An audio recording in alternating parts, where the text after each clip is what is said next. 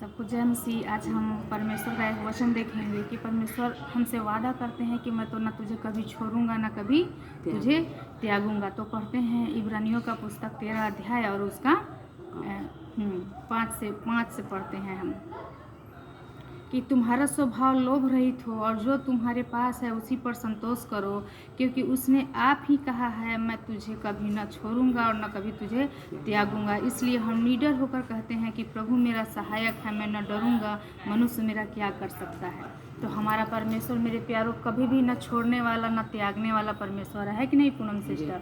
तो क्योंकि हर एक परिस्थिति में हर एक हाल में वो हमारी क्या करता है, सहायता करता है।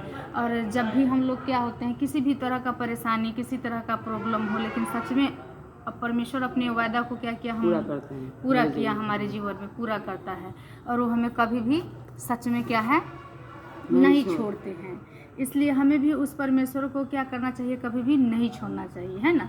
मतलब जब हमको वो नहीं छोड़ते हैं या हम उनको नहीं छोड़ते हैं तो वो भी हमको कभी भी नहीं छोड़ते हैं, नहीं त्यागते हैं। इसलिए हमारे पास जो भी कुछ है, परमेश्वर बोला लोभ रहित रहो, तुम संतुष्ट रहो।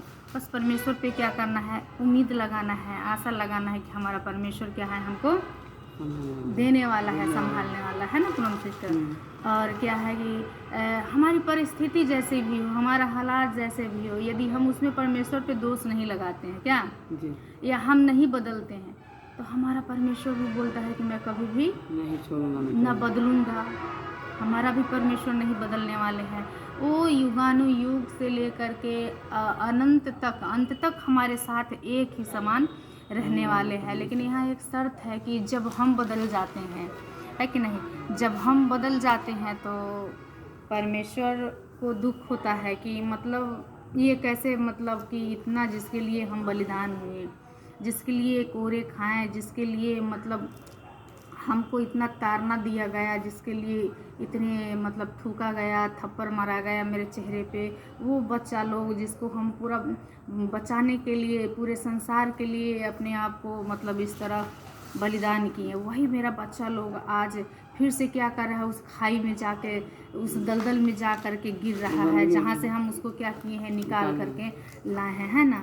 लेकिन जब हम परमेश्वर पे भरोसा करते हैं, जब हम परमेश्वर में बने रहते हैं, तो सच में वो हमें क्या करते हैं, कभी भी नहीं छोड़ते, हाँ नहीं छोड़ते हैं, नहीं त्यागते हैं।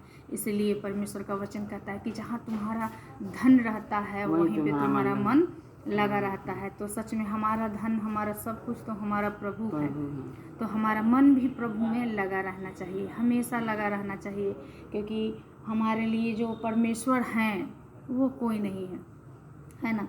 तो हमारी फिक्र करने वाला परमेश्वर है, तो हमारी फिक्र करते हैं, हमारा परवाह करते हैं। माँ से बढ़कर हम लोग को मतलब परमेश्वर संभालने वाले हैं। माँ तो हमको छोड़ के चले जाती है, मगर परमेश्वर हमको संभालते हैं। और उस परमेश्वर को हम आप मतलब पहचानने से हम लोग, मतलब सिस्टर कह रही है कि माँ हमें छोड़ के चली भी जाती हैं, लेकिन जो हमारा परमेश्वर है, जो हमारा प्रभु है, वो हमें कभी भी नहीं छोड़ता है, क्या कभी भी नहीं त्यागता है।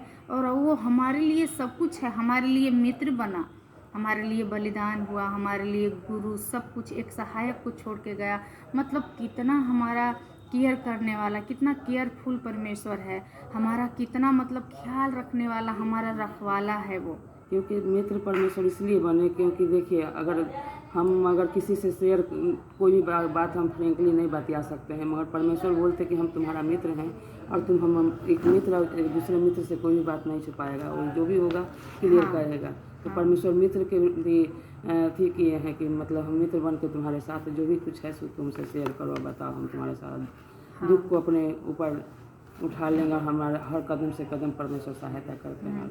मतलब कि परमेश्वर हर कदम पे सहायता करने वाले, हमारे साथ रहने वाला परमेश्वर है। दीदी का कहने का मतलब है कि वो कभी भी हमको क्या करते हैं, नहीं छोड़ते हैं। और कुछ कहना चाहेंगे परमेश्वर के विषय में?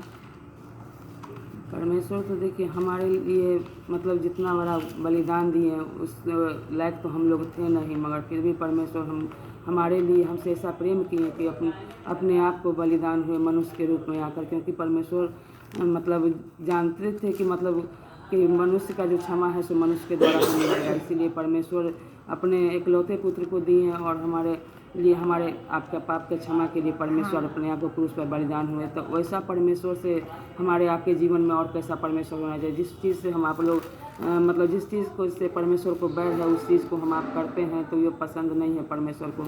आप परमेश्वर को तलाशिए, परमेश्वर आपको बाहें फैलाए, आपसे प्रेम आप करते हैं। परमेश्वर को तलाशिए, आप परमेश्वर को तलाशिए, क्योंकि परमेश्वर आपसे प्रेम करते हैं और परमेश्वर अपना बाहें फैलाए हुए हैं कि मेरा संतान कब मेरे पास आएगा।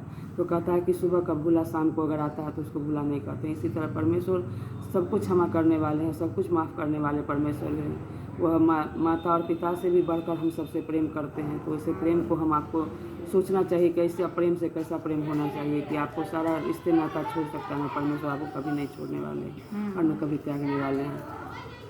तो परमेश्वर आपको कभी भी नहीं छोड़ने वाले, कभी भी नहीं त्यागने वाले। मतलब हर रिश्ता छोड़ के चला जाएगा, दौलत भी चला जाएगा, लेकिन हमारा परमेश्वर जो है कभी भी आपको छोड़कर नहीं जाएगा। ये परमेश्वर का वायदा है, ये परमेश्वर का वायदा है कि वो आपको छोड़कर कभी भी नहीं जाएगा, क्योंकि परमेश्वर जो है आपसे प्रेम करता है और ऐसा वैसा प्रेम नहीं करता है। परमेश्वर आपसे बेपनाह मोहब्बत रखता है कि नहीं। परमेश्वर आपसे बेपनाह मोहब्बत करते हैं और वो कभी भी नहीं छोड़ने वाले। तो आइए हम एक और वचन को पढ़ेंगे, यहोशू का पुस्तक और उसका 1:5 से 6 तक पढ़ेंगे। तेरे जीवन भर कोई तेरे सामने ठहर न सकेगा, जैसे मैं मूसा के संग रहा वैसे ही तेरे संग भी रहूँगा, और न तो मैं तुझे धोखा दूंगा और न तो तुझे छोड़ूंगा। मतलब हमारा परमेश्वर ना तो हमें धोखा देने वाले हैं, ना तो कभी हमें छोड़ने वाले हैं, ना तो कभी हमें त्यागने वाले हैं। क्या ही सुंदर और मनोहर बात परमेश्वर यहाँ बता रहे हैं कि तेरे जीवन भर कोई तेरे सामने ठहर न सकेगा। या तो वो गरीबी हो या कर्ज हो या किसी भी तरह का बीमारी हो या परेशानी हो, है ना दीदी। परमेश्वर क्या किया, वायदा किया कि वो हमारे सामने मतलब ठहरने नहीं देंगे किसी भी मुसीबत को। जैसे मैं मूसा के संग रहा वैसे ही तेरे संग भी रहूँगा। जब हम मूसा के जैसा परमेश्वर के संग बने रहेंगे, जब हम मूसा के जैसा परमेश्वर के प्रेम में बने रहेंगे, जब हम परमेश्वर को पकड़े रहेंगे, तो निश्चय है कि परमेश्वर का ये जो वायदा है, जैसे मैं मूसा के संग रहा, क्या दीदी, वैसे ही तेरे संग रहूँगा। क्योंकि परमेश्वर हमारे संग भी मूसा के समान ही है। क्या हम लोगों के साथ भी परमेश्वर ने मूसा के जैसा ही संगति बना के रखा, और ये इसलिए हुआ कि हम लोग भी परमेश्वर से अच्छा रिलेशन बनाने का पूरा कोशिश करते हैं और बना करके रखा।